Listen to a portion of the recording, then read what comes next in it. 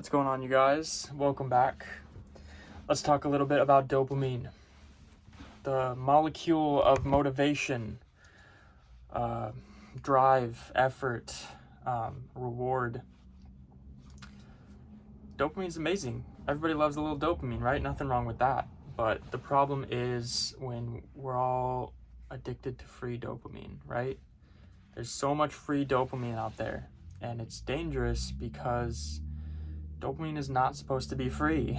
We're not supposed to be getting all of the stimulus and all this reward for nothing, right? It's killing us. It's so it works on a baseline threshold, right? A baseline peak trough kind of relationship, right? So the reason free dopamine is not working and will not work for you is because when you're getting free dopamine, you can't get enough. First of all, at first it's great, but eventually you get to the point where your baseline is so high that you need so much dopamine just to stay up here, and as soon as you don't get that constant feed, you're crashing down, right?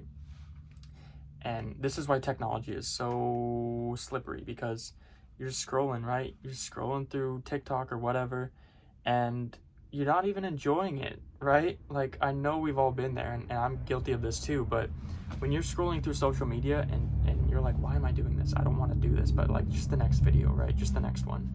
This is why social media is pushing, these companies are pushing shorter and shorter videos, right? Because they know that the shorter the videos, the longer you will actually stay on their websites. It's kind of counterintuitive, but it trickle feeds you. The shorter the video, the easier it is to flip to the next one.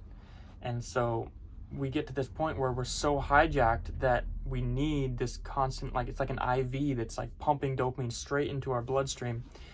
And it's not sustainable, obviously, but with everything that we have, like, we have a phone fused to our bones at this point. So it's so easy when we have any split second of downtime to just straight to the screen, you know? And like, I get it. I absolutely get it. But it's our responsibility to understand, if we understand how it works and we don't like it, to change it, right? So this is how it works. Dopamine is a effort-based reward system. It's why we're motivated to achieve things, and if we're not motivated to achieve things, it's because we're not getting dopamine for it, or our dopamine system is so hijacked by free dopamine that we can't be bothered to do the shit that's hard, because our brain is so smart, and subconsciously, even if you consciously really want to work on yourself and go work out or go do this, that dream that you have, if you have access to video games or to, you know, watching fucking prawn online instead of finding a relationship that you want so desperately, or eating food that's fucking tasty as shit but it's not good for you, why would you want anything else? Like dopamine just wants more dopamine. It doesn't care how you get it, but your brain and your body will feel like shit if you get it without deserving it. So that's the trick. Deserve it. You've got to put forth effort for the dopamine. The other thing is you don't want to attach the dopamine to a reward, right? Because then you're still going to get that peak. The baseline peak system that dopamine functions on, if you attach dopamine to a finality, or to completing something, or to winning, or, you know, the end, then you'll get that rush of dopamine when you complete something, and then after that you're gonna crash. And what happens when it crashes? It goes below baseline. Then if you're not careful, which many of us aren't, it's very difficult to be careful about this, you start craving dopamine because you're below baseline. You crashed. It's like caffeine. You start craving it, and then when you're craving it, what do? You're desperate. You go to the phone. You go to the video games. You go to the free dopamine because it's a quick fix, but it's not sustainable. You can't live like you're just doing peaks and crashes and peaks and crashes, and as you do that, they get lower and lower peaks, and then you're just but a higher baseline. You know what I mean? So you have to be careful with the rewards. You want to attach dopamine to the effort itself, to the seeking itself, to the process, and feel good about doing the thing rather than getting rewarded only at the end when you get it done, and not enjoying the process. So, and it really is about mindset. Your mindset is what attaches the dopamine to your reality. The dopamine system is what you think about your life. And if you assign your joy and achievement just towards the end, that's the real issue with that. But essentially, for the most part, the main thing is you want to pay attention to your free dopamine. And I mean, the internet is, we got to be on the internet at this point, right? But you got to be careful about your consumption of the internet, and you're getting sucked into it, and not just the internet, but any, you know what I mean, like technology in general. Video games, physically you're not active. Your brain is engaged, of course, but physically you're sitting there and you're like this, you know what I mean, for however many hours. And yeah, you can be engaged socially and it's a great pastime or whatever, but you know, same thing. If you want a relationship, if you want a lovely relationship, getting your sex online is the fastest way to make sure that you don't have enough motivation to go put effort into a relationship.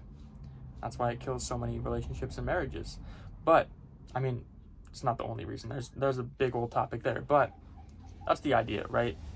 If you want something that if you want to work on yourself and you can't find the motivation, to go for what you want out of your life and follow your dreams and all that nonsense, good chance it's because your dopamine system's out of whack, and you got to pay attention to where your baseline is. And if you're constantly craving dopamine detox is probably a good idea. I haven't made a video on that. I probably will at some point, but there's plenty of them out there. Just look it up, dopamine detox, and whatever level you need to take that on at, I promise you, like, just I swear, as soon as you stop all the free dopamine, you're going to be so fucking bored. You're going to be like bored, miserable, but in a way that if you can allow that to kind of set for a while, your baseline is going to drift down, and you're going to be so fucking, anything will be dopamine at that point. Like, you could open a book and you'll feel like a rush of dopamine, or like working out will be rewarding again. But if you have the option of free dopamine, then there's no reason your brain is smart, dude. Your body is smart. If you have the option of free dopamine, or fucking great tasting food that's shit for you, or you know, anything online that's a substitute for something in real life that's gonna put value into your life, why would you do the thing that takes work for dopamine? Like, dopamine just wants more dopamine, so it's gonna go for the free shit. So as soon as you cut off that option, you say, no, absolutely, no matter what, that's not for me anymore. Then your body's like, okay, I need to work for the dopamine, and now you have motivation because you know you have to do that for the dopamine.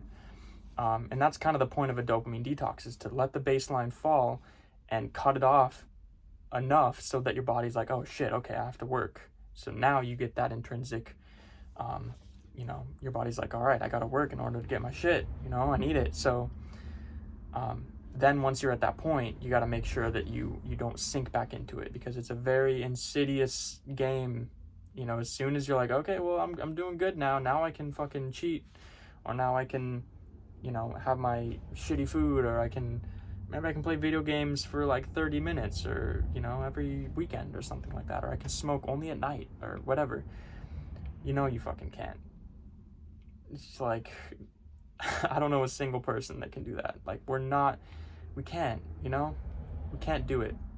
The internet's a little different. We have to be on the internet, but like, you gotta be smart about it. You really gotta watch what you're consuming.